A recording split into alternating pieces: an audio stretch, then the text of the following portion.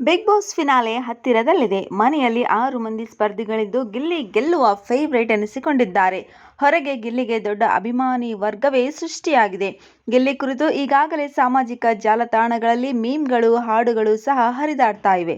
ಗಿಲ್ಲಿ ಹೆಸರಲ್ಲಿ ಆಟೋ ಸೇವೆಯನ್ನು ಉಚಿತವಾಗಿ ಕೊಡುವುದಾಗಿ ಕೆಲ ಆಟೋ ಡ್ರೈವರ್ಗಳು ಘೋಷಣೆ ಕೂಡ ಮಾಡಿದ್ದಾರೆ. ಒಟ್ಟಾರೆ ಗಿಲ್ಲಿ ಕ್ರೇಜ್ ಜೋರಾಗಿದೆ. ಅಂದಹಾಗೆ ಗಿಲ್ಲಿ ಹೆಸರಲ್ಲಿ ಬಿರಿಯಾನಿ ಸಹ ಇದೆ ಎಂಬುದು ನಿಮಗೆ ಗೊತ್ತೇ? ಆದರೆ ಈ ಗಿಲ್ಲಿ ಬಿರಿಯಾನಿ ಸಿಗುವುದು ಬೆಂಗಳೂರಲ್ಲಿ ಅಲ್ಲ, ಬದಲಿಗೆ ಚೆನ್ನೈನಲ್ಲಿ. ಬಿಗ್ ಬಾಸ್ ಗಿಲ್ಲಿಗೂ ಚೆನ್ನೈ ಗಿಲ್ಲಿ ಬಿರಿಯಾನಿಗೂ ಸಂಬಂಧವೇ ಇಲ್ಲ. ಆದರೆ ಆ ಬಿರಿಯಾನಿ ಜೊತೆಗೆ ಸೂಪರ್ ಸ್ಟಾರ್ ರಜನಿಕಾಂತ್ಗೆ ನೇರ ಸಂಬಂಧವೊಂದು ಇದೆ. ಏನಿದು ಗಿಲ್ಲಿ ಬಿರಿಯಾನಿ?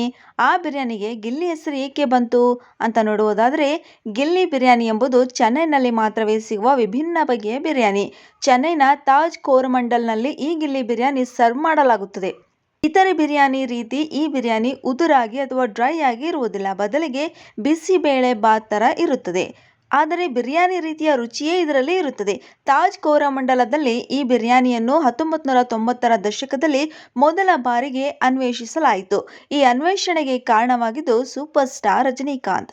ಹೌದು, ತಾಜ್ನಲ್ಲಿ ಆಗ ಶೆಫ್ ಆಗಿದ್ದ ರಾಮ್ ಮೋಹನ್ ಎಂಬುವವರು ರಜನಿಕಾಂತ್ ಅವರಿಗೆ ಈ ಗಿಲ್ಲಿ ಬಿರಿಯಾನಿಯನ್ನು ಮಾಡಿದ್ದರು.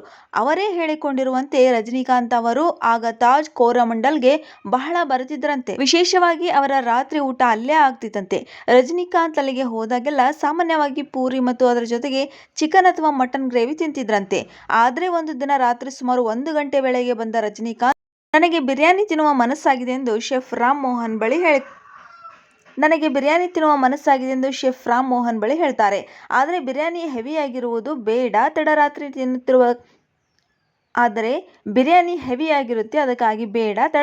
ತಿನ್ನುತ್ತಿರುವ ಕಾರಣ ಸುಲಭವಾಗಿ ಜೀರ್ಣವಾಗುವಂತಹ ಬಿರಿಯಾನಿ ಮಾಡಿಕೊಂಡು ಬಾ ಎಂದರಂತೆ.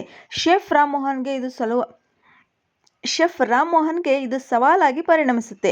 ಬಿರಿಯಾನಿ ಉದುರಾಗಿರುವುದರಿಂದ ಅದು ಸುಲಭವಾಗಿ ಜೀರ್ಣವಾಗಿರುವುದಿಲ್ಲ ಎಂದು ಅರಿತಿದ್ದ ಶೆಫ್, ಬಿರಿಯಾನಿಗೆ ತೆಳುವಾದ, ಹೆಚ್ಚು ಖಾರವಿಲ್ಲದ ಮಟನ್ ಗ್ರೇವಿಯನ್ನು ಬೆರೆಸಿ ಅದನ್ನು ಸ್ಟೀಮ್ ಮಾಡಿದರಂತೆ.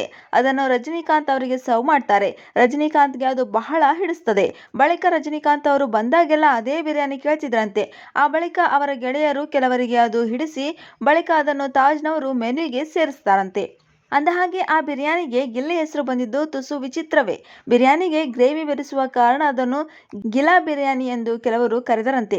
ಗಿಲಾ ಎಂದರೆ ಹಿಂದಿಯಲ್ಲಿ ಒದ್ದೆ ಎಂದರ್ಥ. ಆದರೆ ಬಳಿಕ ಗಿಲಾ ಎಂಬುದು ಗಿಲ್ಲಿ ಆಗಿ ಗಿಲ್ಲಿ ಬಿರಿಯಾನಿ ಆಗಿದೆ.